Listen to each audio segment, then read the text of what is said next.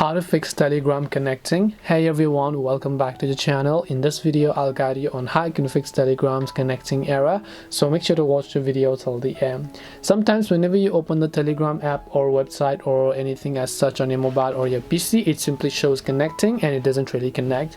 The first thing you can try to do is simply check your internet connection. If you're using Wi-Fi, try to switch to cellular on mobile phone, or if you have some other Wi-Fi, then also try to switch to those Wi-Fi to see if that solves the problem for you.